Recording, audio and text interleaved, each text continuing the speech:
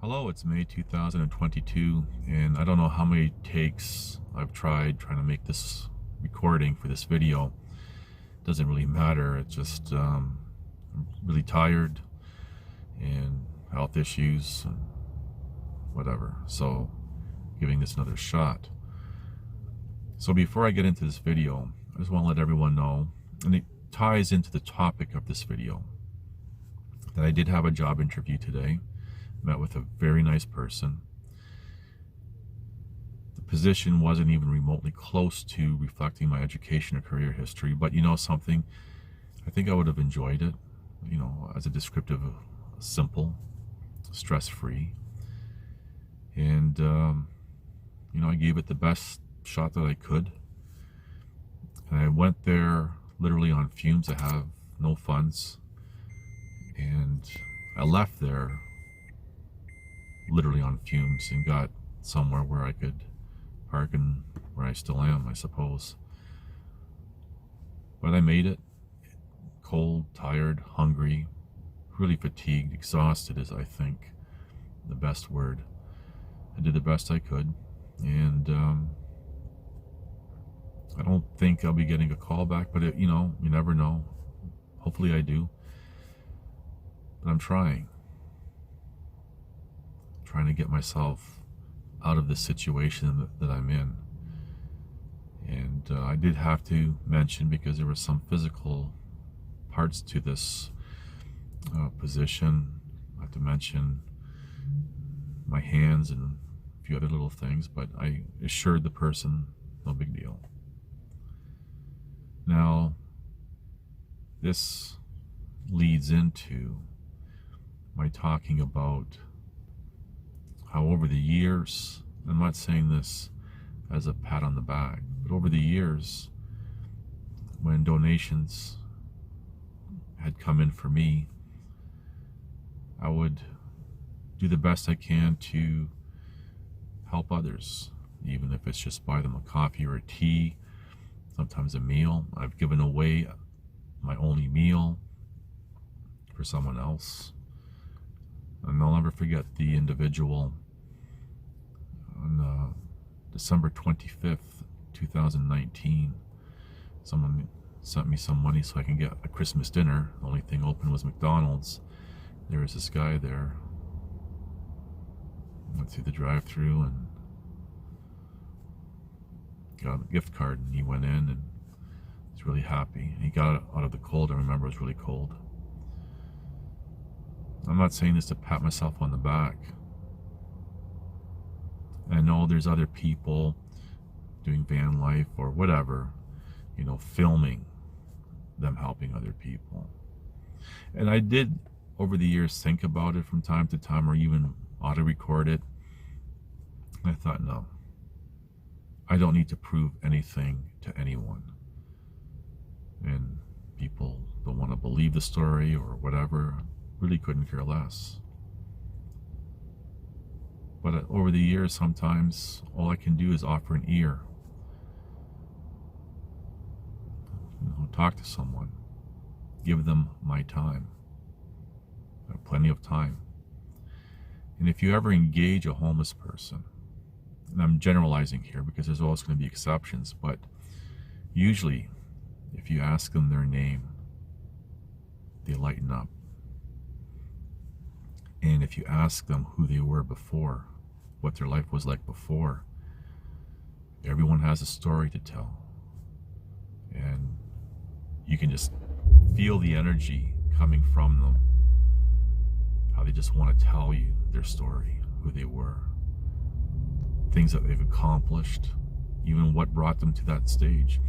And a lot of people, most of society, and I've said this even in the past year in videos, assume that people are homeless because of alcohol or drug addiction, or they're mentally ill. Again, generalizing here, but most of these people end up having mental health issues or resorting to drugs and alcohol to cope with their situation. It follows. And usually when you talk to someone, you see how they got from where they were to where they are when you meet them. And usually there's some sort of tragedy there or something, but don't make that assumption.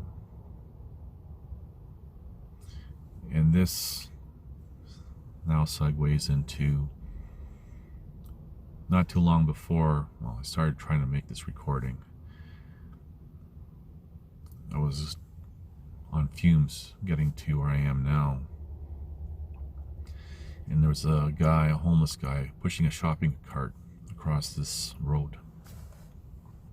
He had stuff piled inside of it, and it was actually pretty high, but what got my attention was he had couch cushions tucked up underneath between where the wheels are and the basket part. And they were almost the same colors as the ones that I had in my camper conversion inside my vehicle. He had them tucked underneath the shopping cart, and he's pushing the shopping cart along. And I suppose for me, watching him walk past, it's like I'm literally, and I've been saying this for years, one step away. And the longer that I personally am having to go through all this, the more strain it puts on me mentally. I've said, and I think I had a video called "Too Much for Too Long by Too Many," or something like that. But that's a quote that I've used over the years, many years. Because there's only so much even the strongest person can take before they start to wear down.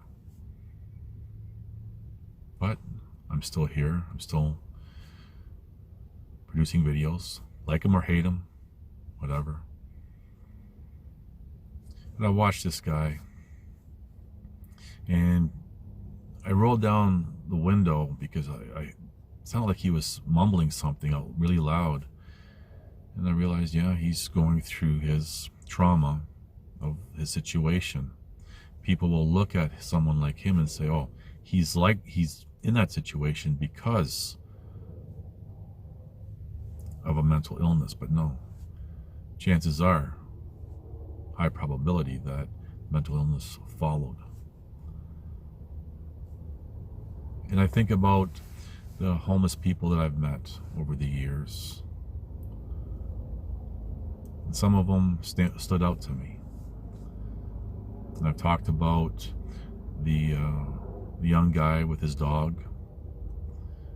He was trying to make his way back to Ontario, and I hope he made it. And there was a guy who ended up having seizures, lost his job. He walked away from his family because he didn't feel, I'm going to use my descriptors, man enough, because he couldn't work. And I explained to him, I said, well, you were working, making good money. You put your wife through school, and now she's carrying the family. It's not a high-paying job, but it's still, he gave her a career. And I told him just to go back home. And then about a few months later, or something like that. Seen him again. So what are you doing? And then that was the last time. No one ever seen him there again. So he went back home and stayed. And there's a lot of stories, and as I've said, there's a lot of people filming, you know, them helping others. And again, I've thought about it, even on audio recording, but again, I don't have to prove anything. And I'm not going to use that to trigger people watching my videos, their emotions, and oh, that's all that is. But I am trying, and I fought for many years, putting aside the backstory to the alleged obstruction and assaulting a police officer nonsense. Backstory with the sexual abuse, trafficking, whatever, of these vulnerable women, and that's how it all began for me. I fought for years to avoid the very situation that I'm in now. And I'm noticing in myself just wearing out mentally. So just things to think about for whatever they're worth. And I said in my last video how society, people have this veil of deception, and they can't see the truth, the facts of anything. Reality, the world that we live on.